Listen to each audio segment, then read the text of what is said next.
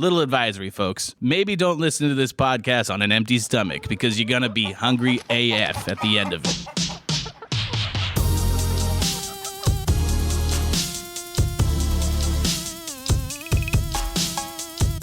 Welcome to HenHouse Unruffled, an audio companion to the beers of HenHouse Brewing Company. Each episode, we'll take a deeper dive into each beer's concept, recipe, can art, sensory, and more with your hen host, Fridge. What up? What's up, Unruffled listeners? It's Fridge, your host for the HenHouse Unruffled podcast. And today, Bob and Sayre and I are going to be talking a little bit more about what you can expect at the Freshtival. And we're going to be chatting all about one of the most essential pieces of a beer festival, the food. To start it off, we got Omar Galvan of Galvan's Eatery. Dude is making some of the crispiest and most delicious tacos that you can find on the planet. No soggy tacos! No soggy tacos. Following that, we got Josh Diggs of Diggy Dogs making his debut in Sonoma County at the Freshtival, which is going to be super rad, especially if you love hot dogs. And last but not least, we have Oscar Camacho of Camacho's Southern Style Barbecue as the anchor today. We got a lot to talk about, so without further ado, let's get it going.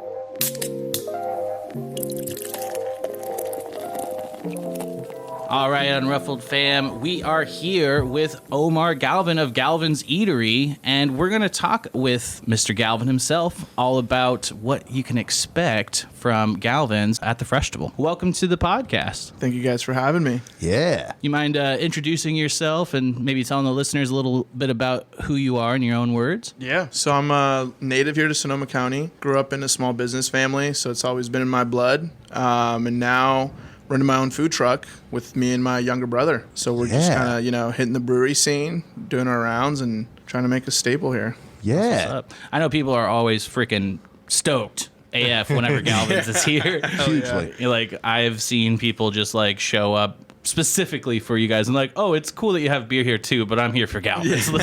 Let's get this straight. I was waiting like in the tap room earlier, and some of the guys saw me wearing my hat. They're like, "Are you here today?" And I'm like, "Not for that," but Oh man, that's awesome. When did you start the truck? started October 27, 2020. So right in the thick of the pandemic.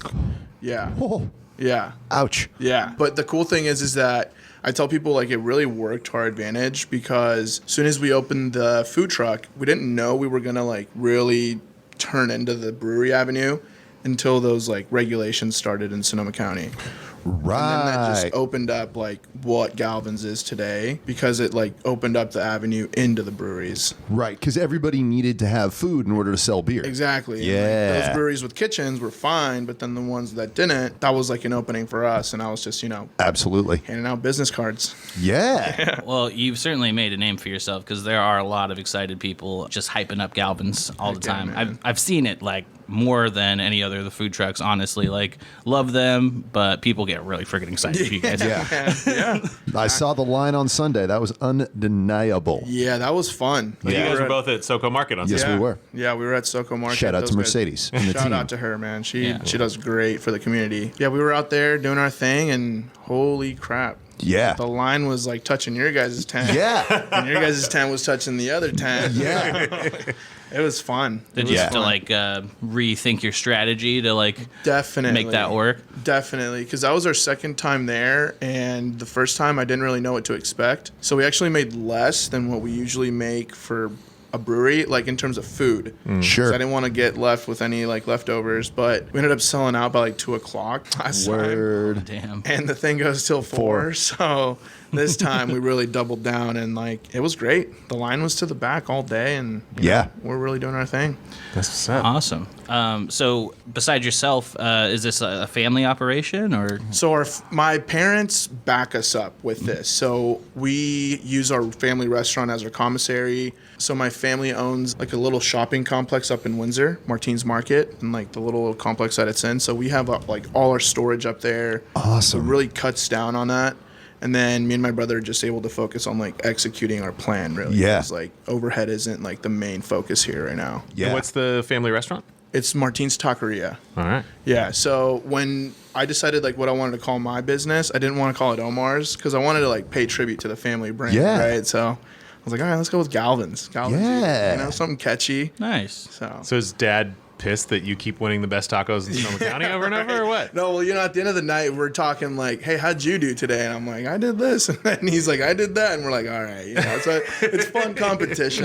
Yeah. But, you know, we're nowhere near Windsor. So it's like, it's fun. We're sure. out of each other's way. A little friendly competition just helps increase. Yeah, but at the end of the sales, day, right? people don't know because they never see him. But that guy's like really one of the backbones. My old man, because whenever things go wrong in the food truck, they've been in this business for 20 years. So I'm just like, hey, you know, Sure. what do I do, man? Yeah. Like, help me out. Help. Here. Sure. Yeah. Just So, like yeah. breweries, you know, calling like the older, more established brewery and being like, have you ever seen a leak like this?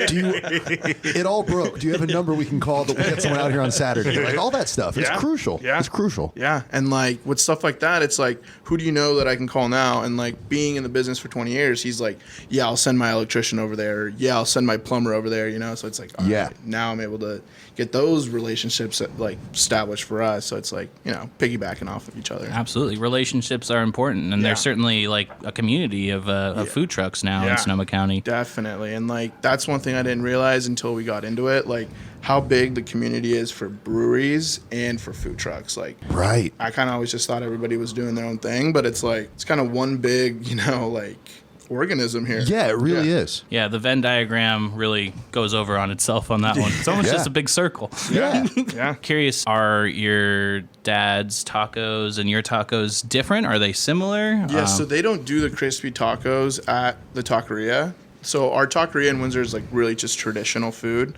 like the dishes, like the chile relleno, stuff like that.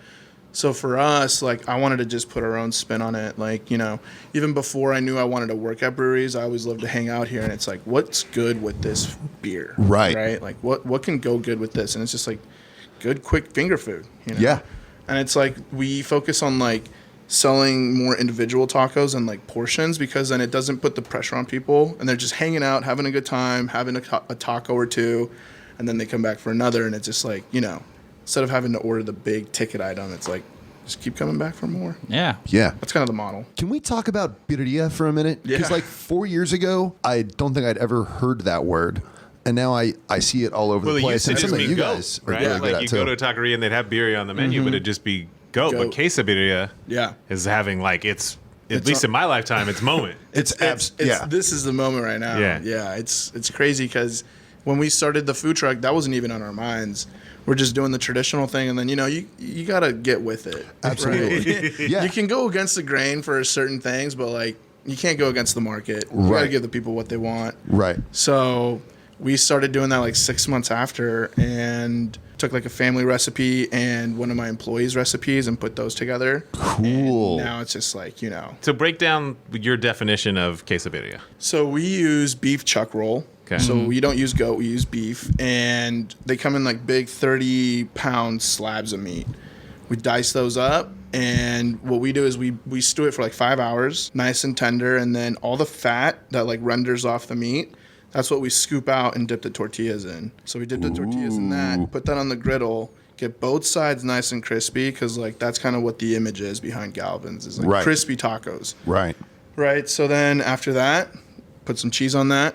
The birria, like it's got to be nice and tender. Pull it apart, throw that on top. Onion, cilantro, salsa, and then we don't fold it. Then we just let it sit until it gets real crispy. Then once the tortilla is crispy, fold that thing up, flip it again, and just send it out. But that's one thing I tell all my cooks: like, if you don't do anything else here, just make sure the tacos are crispy, because like people love that. Yeah. People love that. No soggy tacos at Galvan's. Yeah. Mouthfeel is important, not only for beer. Do but you for serve? Do you serve that with like a consummated dip in too? So we serve that on the side. Okay. Yeah, and that's like the consomme. Like it doesn't only go good with the tacos. Like we do a birria grilled cheese too, and holy smokes, you dip that in there, and it's like, you know, like a Mexican French dip. Yeah. Sign me up. Yeah, but that's the quesabirria. The quesabirria is kind of like the staple, like the pillar for all the other tacos that have like become like part of our menu. Because from there we just like tweak things here and there.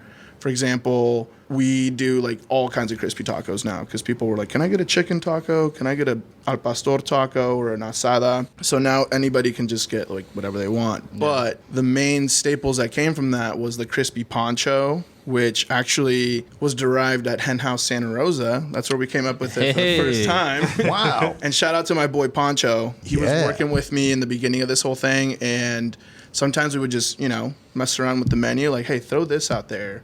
And one time we were just eating those crispy ponchos, which is half birria and half shrimp in that crispy taco shell.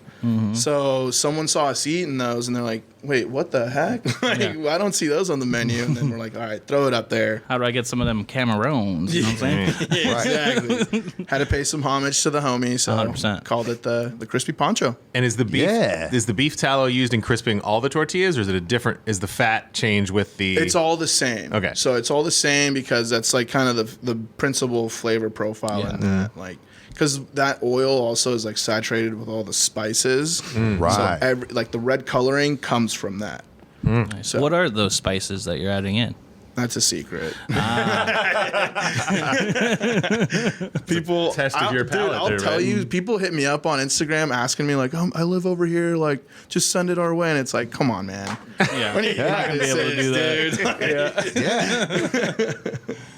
No, but it's consistent. Like, shout out to my cooks for that because they get down on that every single day. For sure. We're hitting it at 6 a.m. We're just making it fresh, and it's just like, without those guys, like, this also doesn't happen. Right. No, I mean, like, certain breweries, like, have their, like, brewery twang, like, oh, this tastes like, Right. it came from this brewery, sure. right? And you definitely get that, too, with your tacos. Yeah. It's, like, very unique signature Galvan's taste that is a level above. House character. I love it. Exactly, man. That's how we can't give out the differentiate, secret, right? man. Yeah. The secret formula. Dude, we're super excited to have y'all at the Freshtival. I'm wondering, do you have any other experience at an event like that, like any festival stuff or other kinds of special events? Nothing to like that magnitude, because I mean we're only like 18 months in, and we're just getting out of COVID. Right. So this is like the beginning of like the resurgence of like festivals. Yeah. But like we knew like where it was at. Like as soon as you guys announced it, I'm like, all right, how can we we make this happen, right? Luckily we're in it, man. Like we just like see like you guys have like 70 plus breweries, all this other food. Like it's like obviously everybody knows that that's the spot where we're gonna have to be at, right? Yeah. That's the idea. Yeah. Right? Yeah. That's the idea. And And I that's know the place folks to are be going to be that day. very happy that you're there for sure. Definitely. Yeah. Right. So you come from a restaurant family. Yeah. Did you expect that you were going to work in the food and beverage industry all your life? When did this happen? Yeah, so I come more from like a grocery store family. Okay. So my parents own the grocery stores, and then the taqueria is like the little thing that we had on the side. But it's kind of what I gravitated towards the most. After college, I went and like did sales in the city, like did my own thing. But I did always kind of have in the back of my mind that I would like do the grocery store thing. But once like the food truck thing kind of like presented itself, it was like, maybe I'll try this by myself first and then we'll see what happens. But you guys see it, like this was unprecedented. Yeah. I couldn't expect to like gotten this big, this quick. So now it's like, this is where we're at. No, people love you guys. Like, I can't say that enough. Like, I mean, I'm happy when I see that sign, and Right. it really does. Like, you guys just have everything executed on a really good level, Love like that, dude. Thank you. yeah, Thank just you. all around. It makes me happy to see you guys at places. Thank you. And like, I was talking to Colin and Shane at the employee party that we did for you guys last year. Yeah. And I was telling them how like for us, like we get to do all these different breweries, but like getting to like finally like get in tight with you guys, like that's like an achievement for us because it's like obviously you guys are on the rise, and for us to be able to just like be in the same room with you guys right now, like that's Right. important in and of It's itself, man. it's this beautiful circle of local business supporting local business. Yeah, it's That's awesome. awesome. And I'm glad that like I get embraced by the brewery community. We definitely do appreciate that, and it means a lot to us. Yeah. I mean, the way to the brewery people's heart is definitely through tacos. Right. Bust out the Crispies. Right. So I'm interested in what's next for you, since it's clear that the food truck's gotten this great reception. I imagine you're tired of answering questions about potential brick and mortars. Yeah, but so here's the thing. We're opening up a new one in September, a new food truck. Okay. So that's what's next right now. Yeah. Because what I want to do before we do the brick and mortar is like build up that base. Like, even though like we feel like pretty big right now, like I know that when we take on the responsibility of a brick and mortar, like we're gonna need a lot more people coming to buy tacos. Right? Sure. So if we build that populace now, build the hype up now before we do the brick and mortar, like, Yeah. you know. I And feel like you'll we'll want to have more than one mobile setup. Yeah. Too. And I feel like we've got the brewery formula down now where like we can be like, me and my brother decided like this is the line down the county, right? Like if we've got a food truck here tonight, this is where the other one has to be. So like zone A and B. Yeah. So we're not competing with each other too and pulling Right. people from the same neighborhoods, right? Right. So that's kind of like our focus right now is how Yeah. do 2 in one night instead, right? That parallels a lot what you're hearing from the small breweries that have kind of gotten people crazy about them. Yeah. It's like, oh, when are you going to scale up? When are you going to start selling beer in the grocery store? When are you going to do this and do that? And Right. then they're like, no, I'm going to build another one of these, I think. Yeah, Like, exactly. this seems to be working. This is working. Yeah. Right. Yeah. I think that's smart. It is a pretty significant change from like 10, 15 years ago. Like the vast majority of the interesting food that I've encountered from like new food businesses in the last 5 years have not been from a traditional restaurant. Right. Yeah. It's Like- like the food truck game's like mainstream now. Where like Yeah. like 10 years ago you're like, you want to go to a food truck? Like, what, dude? I You mean, know? yeah, depending on where you are, though, right? Right. Like out here, yeah. Yeah. But like, I was about 10 years ago, I'd never seen food trucks on the level that I'd seen it like up in Portland. Like I Right. went there and I was Sure. like, holy crap, why don't we have this Right. where I'm from? Yeah. And I'm really glad that the tides are turning in Yeah. that direction. You know? Yeah, and like you see it in Because of Sonoma wonderful County, folks like yourself. Thank you, Yeah. bro. And like, but you see it in Sonoma County, like it's like there's a lot going on with a lot of different food trucks. So we see that, and for us, it's like we always got to stay with that like A game, right? Like the way I tell my employees is like, look, if you think this isn't a good product, just make the judgment call. Like I'm not gonna feel bad about something that's not good going out because like we got to maintain that standard. Like when people come to HenHouse in Petaluma, they're going to get the same tacos if they go to HenHouse in Santa Rosa. And Yeah. like if we can maintain that standard, that's like what I think keeps us kind of in a higher level because you know what you're going to get. Yeah, if something doesn't meet the standard, you know, no shame in just throwing that away and, Yeah. and making something new. Yeah. And we do the same thing in the beer game. Right? Yep. Yeah. Yeah. And it's just like you got to weigh the like I don't know. You want a soggy taco? No one wants a soggy taco, right? No, I mean, unless it's like dripping with that consomme, you know what I'm saying? Don't mind if I Dorado do. No, but that's kind of my slogan in our business. Like no soggy tacos, just please, For sure. no soggy tacos. So Yeah. kick them out. What's the best thing you've eaten recently? Best thing recently, there's a new restaurant up in Windsor called Grata. Yeah. Those guys are awesome. It's like an Italian restaurant. Had a little risotto with the short rib. It's more of like a, you know, like we're saying no brick and mortar right now. But those guys get down. You know, it's a nice Nice. little date night. Take the girlfriend out there. Yeah. Yeah.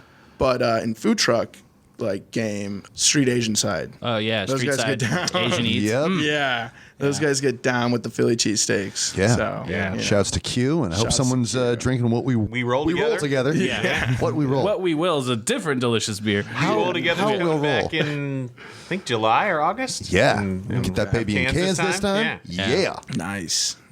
Yeah. That guy gets down. Yeah, Yeah. we love those folks. They've been through a lot with us through thick and thin during the pandemic. So, Yeah. I mean, if we keep doing beers like that, maybe we'll have to do a Galvan's beer too. Dude, don't get me started. Right? I won't quit bugging you about that. Yeah. Squeaky wheel gets the Let's do grease, it. you know. Yeah. Yeah. I know you were just asking like what food is hype for you right now, but I'm wondering, do you have any other like culinary inspirations in your life, or maybe like a chef that really inspires you, or just a personality? Yeah, definitely. And it's kind of unconventional because I feel like I don't have the professional like culinary experience, right? So I don't have that like main guy, but someone that I do look up to in the culinary game is Action Bronson. Hell yeah, that's what's Yeah. up. Delicious? Yeah. Fuck, that's delicious, dude. My girlfriend got me that cookbook for Christmas. But I I own that respect one his too. style, dude, because it's like he does his own thing. He's not like following the same line as everybody else. And it's like he just happens to be this freaking rapper who can get down in the kitchen. And so for us, it's like whatever sounds good, we're just gonna make it. Someone came up to us one time and they're like, did you know that shrimp and cheese is a culinary faux pas? I was like, I don't care, dude. Like, do you see how well this sells? Like, It fucking tastes delicious. What are you talking about? Right. this isn't cordon bleu. This is like Galvan's food truck. Right? Exactly. So that's kind of our thing. We just like try new things. If you look at our menu now versus like October 27, 2020, it's almost like not even the same restaurant.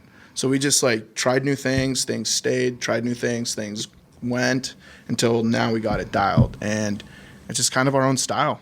Really. I love it, man. I love that you get down with action too. I have that same cookbook, and at my desk I have the autobiography he did too called "Fuck It, I'll Start Tomorrow." Yeah, dude. Yeah. I'd also say I'm a fan of Matty Matheson too, another big dude who loves making amazing food. If you haven't checked That's him kind out, of the big dudes make good food. All right, let's just come on. gotta have dinner in my house too. Can't trust a I'm telling skinny you. chef. Can't trust a skinny chef. Yeah, it's just like can't trust a skinny brewer, right? Yeah. Yeah, man. Is that an old Widmer slogan or Biersch. Biersch? Yes, Gordon Biersch. Emphasis on the old. We're incredibly excited that you're going to be with us for Freshtival 2022. Yeah. Heck yeah. Somebody's coming to Freshtival 22. They're plotting their eating. Yeah. What can they expect from Galvan's Eatery? Yeah, if you guys haven't had Galvan's, I would say start with the quesadilla. All right. Line's probably going to be a little long, so people ask how many should I get? I would sell you 5, but realistically, I think 3 is usually good to start with. So my top 3 would be the quesadilla, the shrimp crispy, and the poncho. Nice. So those are like the 3 that I would start with. If you're vegetarian, we get down with that too. Yeah, you got the crispy veggie Got too. the crispy veggies and soft tacos too. If you want to just try the birria, really get to know what that profile is, try it in a soft taco. I mean, yeah, don't sleep on the soft tacos too. Don't sleep 'cause on the soft tacos. I've had all of every single one that you've mentioned, and they're all good. Yeah, and we'll have all our proteins there. We'll have the asada, the al pastor, the carnitas. Which shout out to my dad because he's actually the one that makes our carnitas. Oh, nice. So he makes them up at our restaurant in Windsor, and I'm just picking them up daily. So That's my lady's favorite. She loves the carnitas. Yeah, we get down with all that. Yeah. What's your favorite protein? My favorite, definitely the birria. Yeah. But other than that, the al pastor. Too. Yeah. Yeah. I was gonna say your guys' al pastor is one of my favorites. I was wondering if your dad did his al pastor like that too. We do. We use the same sauce from our restaurant up in Windsor, so you can expect the same thing there. Nice. Yeah. Cool. Yeah. Nice. Yeah. Family flavor. I love that. It's a family affair for sure. Yeah. Yeah. Oh, yeah. And if people want to find you on the social media, on the website. Yeah, follow us on Instagram at Galvan's Eatery. We post almost every day. Post our schedule on Mondays or Tuesdays. Mondays I'm off, so sometimes I get around to it on Tuesdays. But by Tuesday night, you can expect to know where we're at. Yeah, exactly. But that's where we post a lot. Facebook too. But yeah, just hit us up too if you've got any questions. We always respond. Yeah. We're friendly. Hell Right? yeah. Yeah. Well, Omar, thank you so much for coming on the podcast today. Thank Super you, guys. excited, as we've said before. Damn excited for Hella stoked. Galvan's Eatery at the Freshtival, June 25th. Come on out, have some fresh beer, listen to some tunes, and eat some amazing tacos from Galvan's Eatery. Yeah. Catch them at all of these wonderful Sonoma County breweries in advance of the Freshtival, at the Freshtival, and then after the Freshtival. Just keep eating Galvan's. We're gonna keep it crispy for y'all. Yeah.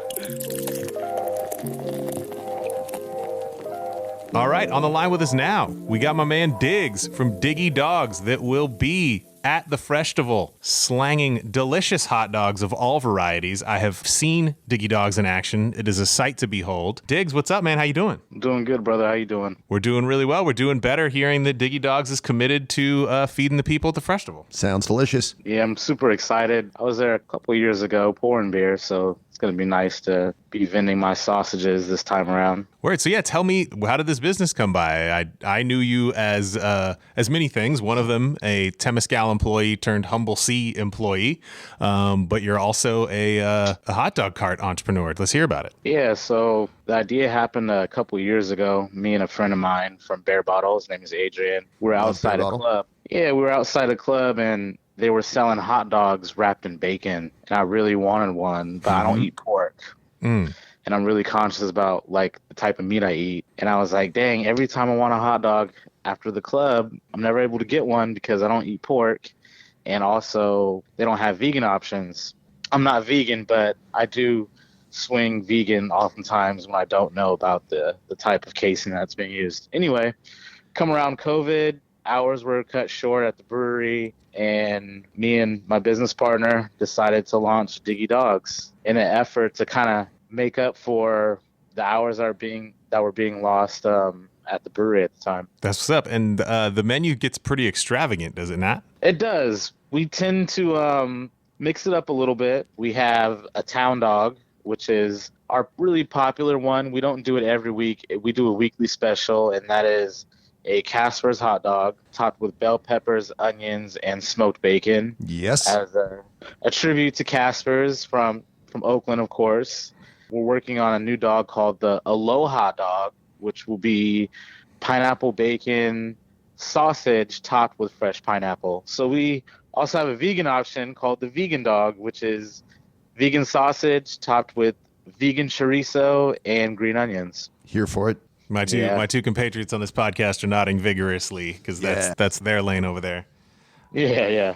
All right. And so, when did Diggy Dogs do its first thing, and where does the business stand now? We launched last June, so we are going to be hitting our 1 year mark. Things are growing pretty rapidly. As of 2 weeks ago, we finally have a commercial kitchen. Well, we're renting space at a commercial kitchen, which was a big deal for us.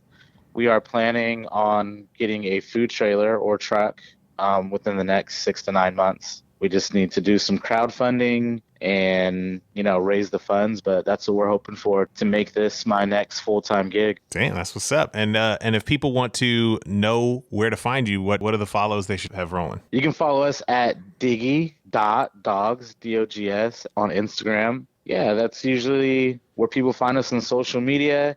We're at Temescal Brewing every Tuesday. There are couple different breweries will be popping up at over the summer, but we can't say which ones yet. But we'll be expanding more towards San Francisco, Berkeley, maybe the Vallejo area, as well as Hayward. Just follow us on social media and you'll see. Right, and if you want to try before you get down, come through the Freshtival, get in that line, and get yourself a Diggy Dog. Exactly. Their first Sonoma County appearance, but hopefully not the last. That's true. That's true. Yeah, this will be our first festival too, and I'm super excited. Appreciate you guys for reaching out, and me and my business partner Mary Beth are super stoked to be Yeah. Nicely done. Nicely done. Super stoked to be part of this event, and just as young entrepreneurs, we're both people of color. I'm African American. She's Filipino. She's a strong woman, super dope at what she does, and we're just excited to go forward with this. That's what's up. And then talk to us a little bit about what you're feeling beer-wise these days. Where are you spending your time? What are you drinking? What's got you excited? Well, to be completely honest with you, I'm on my 20th dry day. Oh, shit. Every year I do 2 dry runs. I do a 15-day dry run, and then I do a 30-day dry run. So today's day 20 of my 30. But before that, I was drinking a lot of lagers. That's usually what I'm drinking these days. I'm not really drinking a lot of IPAs, but the Wayfinder lager that we had during Beer Week was amazing. Our Penelope Pills at Humble Sea is always super good. And my OG beer would be like Trumer Pilsner and the Temescal Pills, but not saying this just because I'm on the podcast, but anytime I see something HenHouse, if it's a nice pale ale, because I know it's going to be fresh wherever I get it from, I grab that also. Awesome. Right. Much appreciated. And in lockstep with you on the lager thing, man. I have the beer that I am intellectually interested in, and then I have the beer that I have a relationship to as a beer drinker.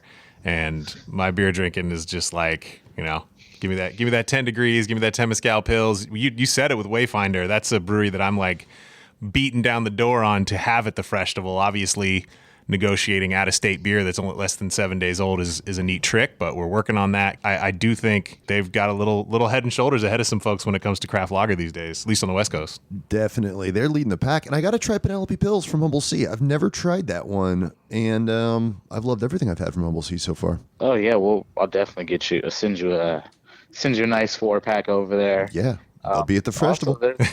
That's true. They will be at the Freshtival. Yeah, there's a ton of breweries right now in the Bay Area that I really feel are just crushing it. Bear Bottle is doing really good.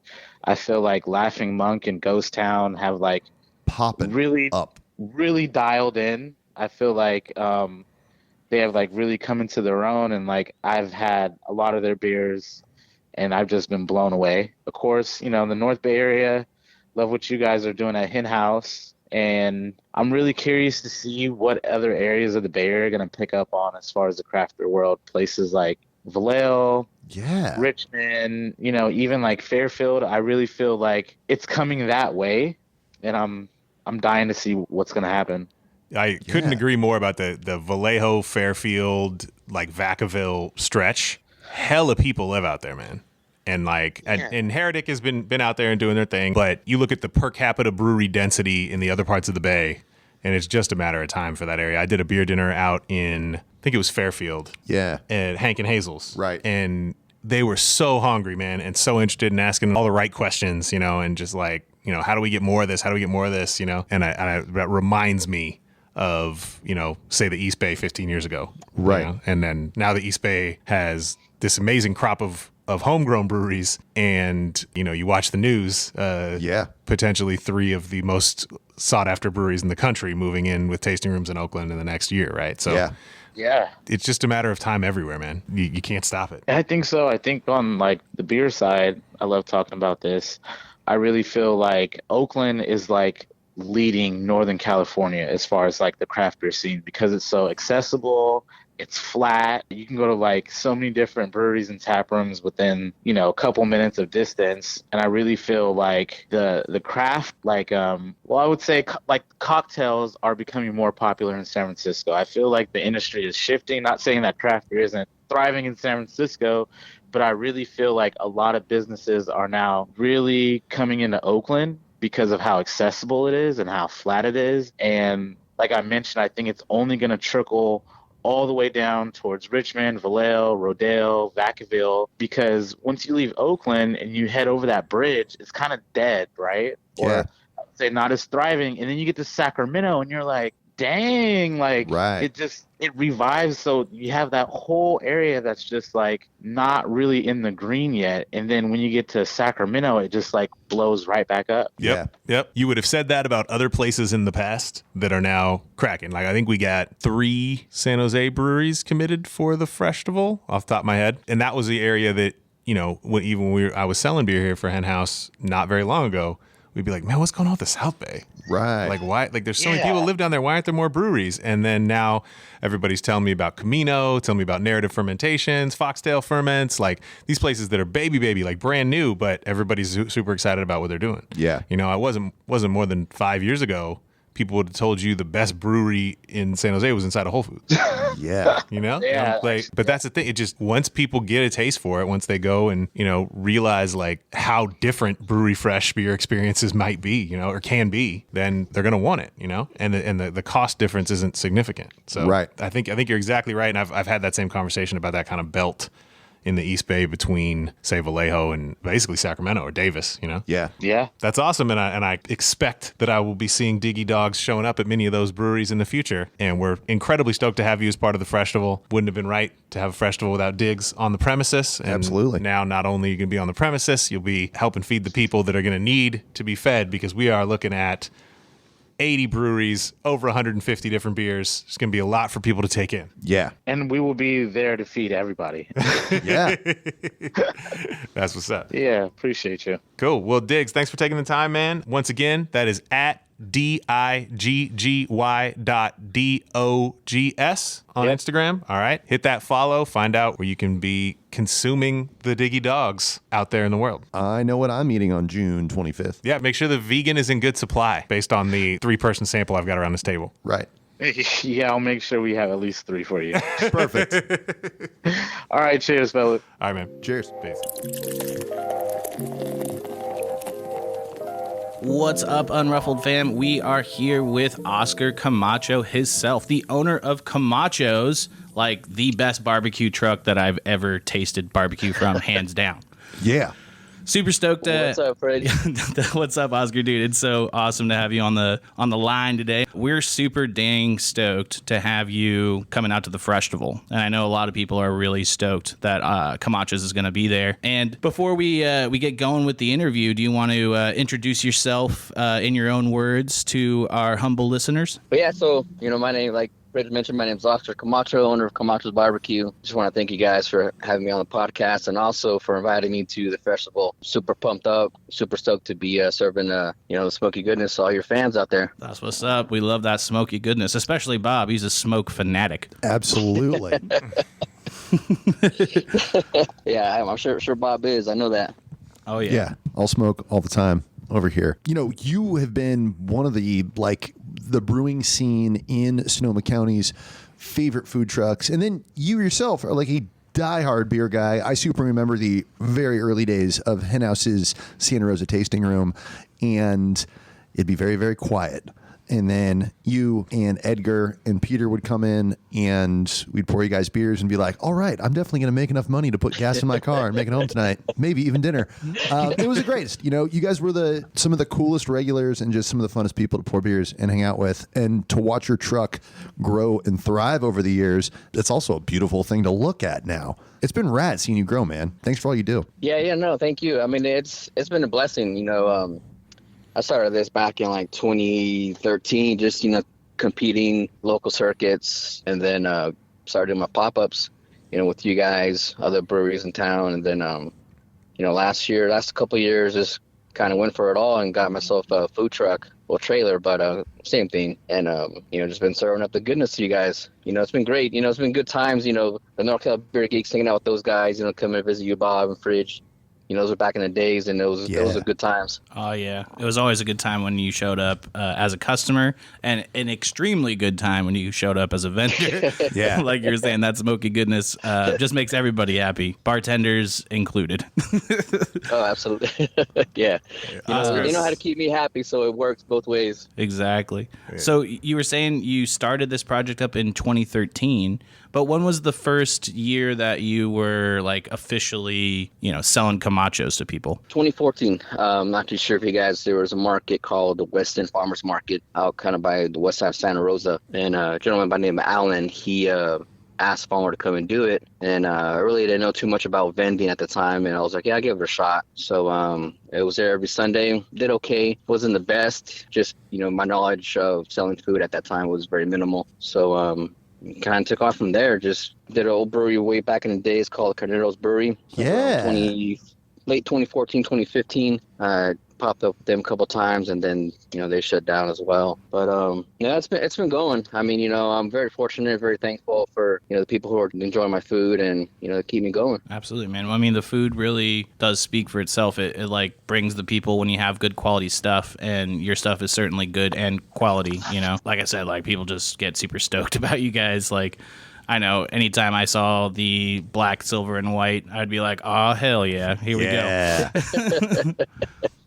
Yeah. When you were doing pop-ups, you had a tent and you would pre-make your stuff at a kitchen, right? Yeah, so it's same concept now. I rent a commissary kitchen here in Santa Rosa. So when I got the trailer, just made things easier for myself. I do pretty much everything out of my trailer now. It's pretty much like a kitchen on wheels, still powered up and stationed at the commissary. But I used to load all my stuff in the truck, unload it, pop up the 10x10, unload all my equipment, start serving, had to break down, wait for my fry to cool down, which was a good time because then, got some beers from you guys, hung out a little bit, and then had to do it all over again. Now I just hitch up my trailer, power everything on, and ready to roll. That's what's up. Everything you need in that, 18-footer? Or how big is that thing? It's 36. Dude, it looks like it. Yeah. Holy crap. Okay, I obviously don't know how long something is because that's twice as long as my guess. Because when I first picked it out, I was like, 36 feet, that's not that big. And then when I fell it, I was like, oh, shit. I'm curious into the why, Oscar. This is Sayre here. Why barbecue? What got you into it? Were you always passionate about food, or what happened before 2013, 2014? Oh man, just we always did family gatherings. We always barbecued. We did carne asada, hot dogs, stuff like that. And I got tired of carne asada, so started playing with ribs, in my backyard. And then my sister took me to a couple of Raider games back in the days, early 90s, and started tailgating with that, and just started tailgating pretty much every other Sunday, doing ribs, pulled pork. And then a show came about, Barbecue Pitmasters, and I kind of got hooked on a show. And then I found out during that year, 2013, 2012, there was a a competition here in Santa Rosa, and I tried it out. Didn't win judge-wise, but we ended up taking People's Choice our first year. So I was like, oh, shit, all right, kind of got a thing. People like it, and then kind of continued on. Just started doing it. I mean, being the people's champion is like way more badass anyway than like winning over the judges, you know? Like you're the Rocky of barbecue. It's different. It's really different from being judged to just, you know, the people, you know, loving your food. And you're right, Fridge. I think it means more by the folks who enjoy the food than, you know, certain people who critique your food. Absolutely. As a judge. And how much has the menu changed from then to now? Are you still doing basically the same things you were doing as a quasi-amateur, or has the menu evolved a lot over the past 8 years? Oh, no, brother. It's the same. You know, barbecue for me, it's the same. It's a staple of being simple. I think a lot of people kind of fancy it up, and in my eyes and just my taste buds, it should be just simple. Smoke, a little bit of rub, and call it done. Yeah. So I started out doing the same thing, you know, tri-tip ribs and pork. The only thing evolved for me now more is I'm doing more brisket than I have done in the past. A lot of people really don't know too much about brisket here in the town, and for whatever reason, you know, they're asking for it now. So I do a lot more briskets than I did in the past, but my same staples, same loose cut ribs, brisket, pulled pork, and my sides changed, you know, here and there. So you're saying like simple quality ingredients, simple rub, simple technique, or is the technique where you get complicated with it? Technique is just mainly just staying up all night. If you were able to stay up all night, yeah. You're good to go. You're right. So my simplicity is like my rub is salt and pepper. That's all I use for all my meats. My pork, my brisket, my ribs. My cook times between my pork and brisket range from 10 to 12 hours, and ribs about 5 to 6 hours. So, you know, if you're determined you want to do this and you're okay to stay up all night and go crazy, then that's the biggest key. Is just maintain your fires and being able to cook all night. Word. Yeah, that takes a lot of that's commitment. That's a lot of commitment right there. Yeah. That's awesome. It is. You know, like my wife's like, how do you do it, man? You're going crazy. I'm like, I don't know. You're just I don't know how I do it. passionate. That's what it's all about. Well, let's hope there's a few HenHouse beers involved in that overnight, right? Yeah, absolutely. And then that's what keeps me going. And then when you say keep your fires, that's not as simple as it sounds, right? Because you're after a specific temperature range, right? Oh, absolutely. So I usually cook between 250 to 275. Yeah, that's pretty low. That's low and slow right there. Yeah, the trailer has a built-in smoker. It's a cabinet smoker, as opposed to an offset. You know, firebox is on one side, my firebox, and this one's underneath. So I'm still learning and adjusting to it. I had this for about 2 years, and it's a learning process. I have an offset that I've started cooking previously before I got the trailer. I had that for about 5 years, so that one was real easy to maintain, and this was a little more difficult. But I'm loading up splits every 45 minutes, so it's a constant, like, just feeding, maintaining the fire, making sure that temperature is right. What does loading up splits mean exactly? I'm not sure what that means. So firebox is below, you know, I got a cabinet smoker, I got 3 racks. Below my 3 racks is steel plate, and then fire below that. So the way the cabinet style is built up, there's slots on the sides of it, so smoke creeps up on the sides and kind of just rolls over all the meats. So wow. Every 45 minutes, put in a piece of wood, a split log, nice. To feed the fire. And are you particular about your variety of wood? Yeah, I was going to ask the same thing. Oh, so I usually 100% use peach wood. I travel down to about 5 hours past. That's a little past Fresno. This guy that I met, he runs a bunch of orchards. So every year they're constantly chopping down peach wood. So I predominantly use peach wood, except for this season he didn't have any ready for me. So right now I'm kind of using almond, which is okay. It's a different taste for me. But I prefer the peach wood, fruit wood. It's a little lighter. You don't get a real heavy smoke. A lot of guys use oak or mesquite, which in my opinion is a little heavy. I want you guys to taste the meat, the salt and pepper, and a little bit of the smoke. Not so much smoke. You ever messed around with like apple wood from like local orchards or anything? In the beginning I did. I really didn't like it too much. I messed around with apple, cherry. Then I found peach, and then I've been doing peach since like 2014, except for this season right now. Hopefully to get some late summer, but yeah, some of the best peaches in the world come from near Fresno. That's like Mas Masamoto and like legendary stone fruit. Whoa. I'm aware of that. I know that peach, but I don't know where they come from. Yeah, wow. That peach is legendary in the brewing industry. Yeah. Yeah. all right. And then I guess as the people representing brewers on this podcast, have any malts made it into that smoker yet, Oscar? Not yet, but I'm willing to try it out. Yeah, we got to do that. Yep. Yeah. Oh, that sounds tight. We got a small brewing system about to be online. We could do some small amount of smoked malt and make some fun stuff. Yeah, let's try it, man. I mean, that'll be pretty awesome. Yeah, Camacho Southern style Rausch beer. I'm so here for that. Oh, hell yeah. And Yeah, just let me know when to pick it up. And Yeah, like a we'll arrange that. peachwood smoked, like a light malt. absolutely. Oh, hell yeah. Are you from this area originally, Oscar? Oh, yeah. Born and raised here. Santa Rosa. Like I said, born and raised, never left this town. And so- except for Fresno to go pick up my wood, but that's about it. And so do you credit the TV show with the interest in the Southern, because I believe everything we're describing here is pretty Southern style, whether you want to claim Texas or elsewhere in the South. Yeah, and like, a lot of people ask me, like, what part of South you from? I'm like, I'm not, You're like Unless you Roseland. look at my sombrero, like, I'm from the real South, Mexico. Yeah. 100%. Well, you're representing But, California barbecue big time then, you know? Yeah, and the reason why I added the Southern to it is because California barbecue is predominantly just open Avocados, flames. right? That too. It's more like a direct flame, Santa Maria style. Word. So I know everybody from Texas down south, they barbecue for them is smoking traditionally, right? So that's why I threw in the Southern in there. And also because, some of my sides, they have a lot of influence from, my family being from Mexico. So, I was like, it worked out. Yeah. I'm curious, like back in the day when you were just messing around in the backyard, what was your equipment like? Like what barbecue were you using? So it was like a beat up drum barrel fridge that I won Nice. from a company I used to work for like way back in the days. It was like an all-in-one smoker, fryer, grill. Started with that. It was a piece of crap. And then like my brother-in-law, one day came in, was like, hey dude, just so you know, like Home Depot has a sale, whatever, on these smokers. I know you've been looking to upgrade. And it was about $500. I was like, man, I don't want to spend $500. And It's a lot. he's like, dude, use your points, man, like, on your credit card, whatever. And I'm like, oh, shit, it is about that.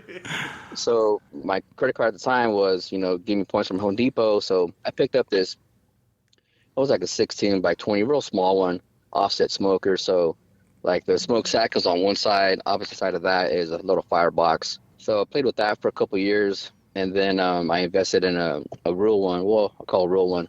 A custom made from Texas, a company called Lone Star Grills out in Texas. Oh, yeah. Which I still have. It's a 24 by 60 offset. That's what I started with before I got the trailer. So I've been working on that thing since like 2013. I still got it in my backyard. That's why I kind of do all my sample testing, my test runs, and try different meats, different cooks, different cook times. And Do you still have the OG, the busted up no, barrel? that one I took to the recycling and just kicked it. For sure. I'm curious, have you ever made any of the big barbecue pilgrimages? You ever gone to like just to eat and observe? No, I want to. Just a matter of time.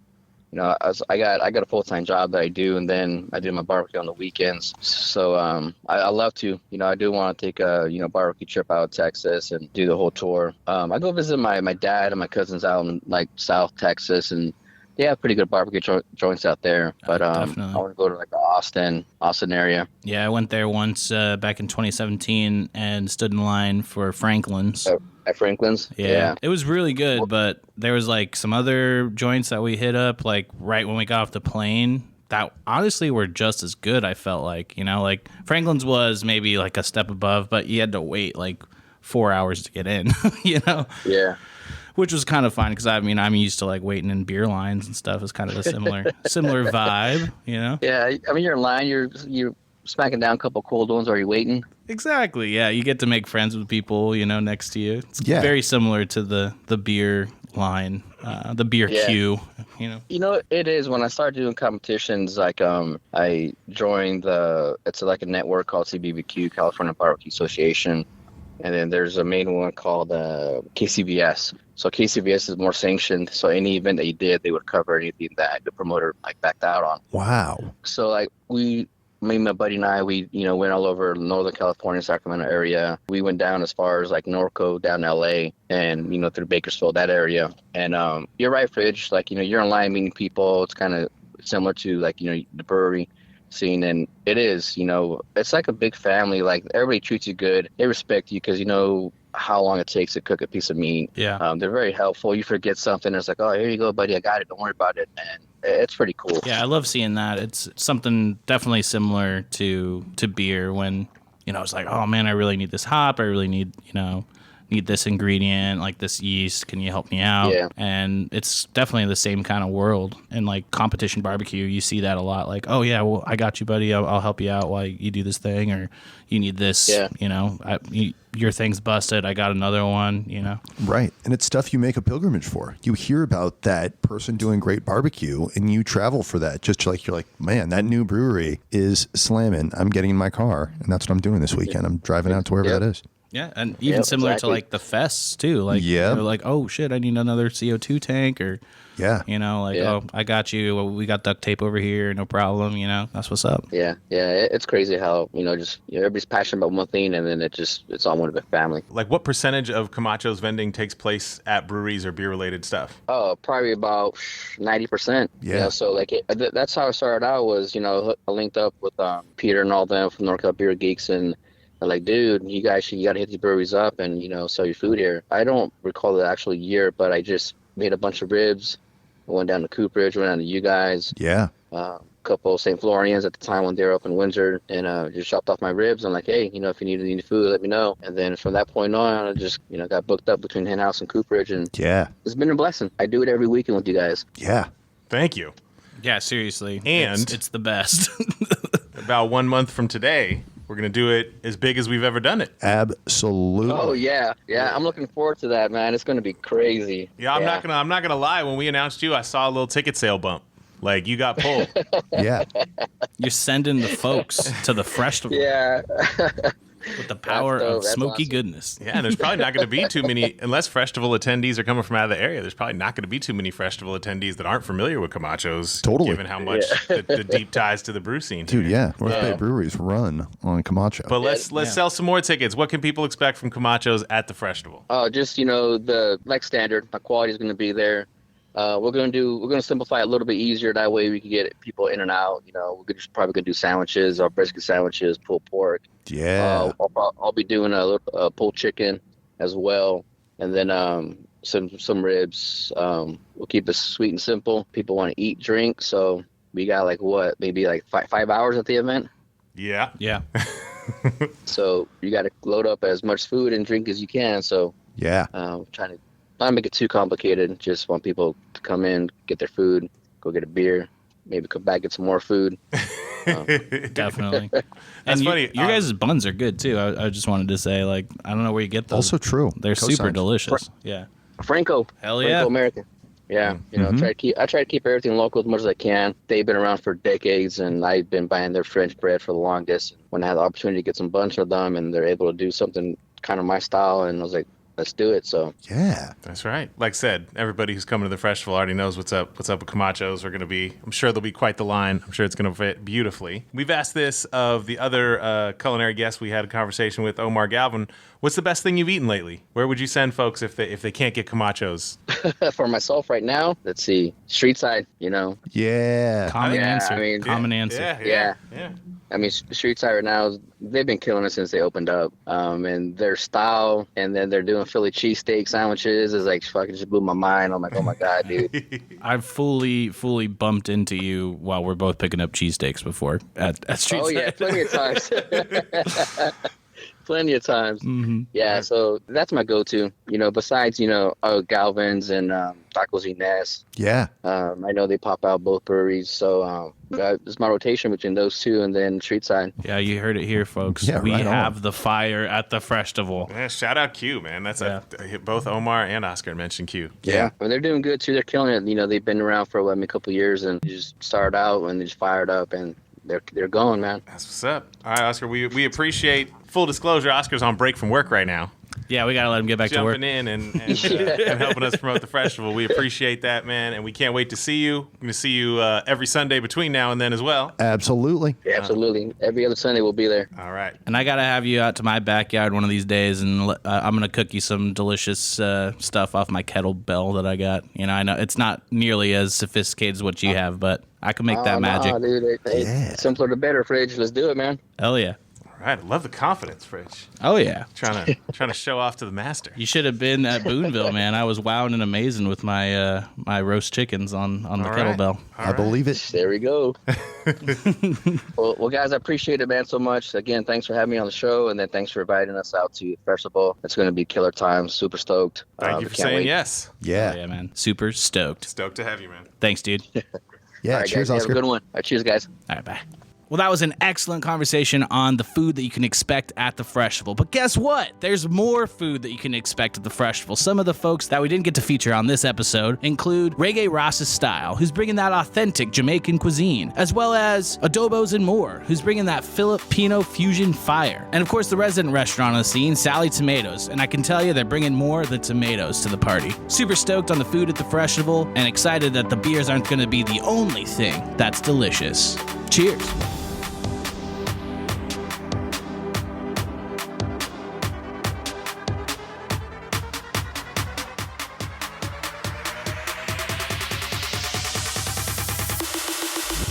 HenHouse Unruffled was created by Anna Scott.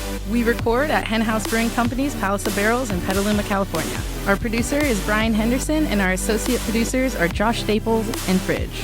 The music you've been listening to was written and performed by our San Francisco account rep McLean from his album Speechless and Speechless 2, which you can find on Apple Music, Spotify, Tidal, and anywhere one finds dope music.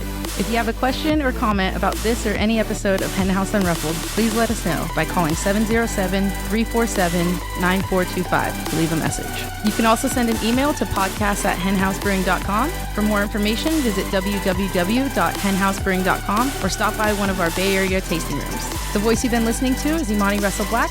Please listen and drink responsibly.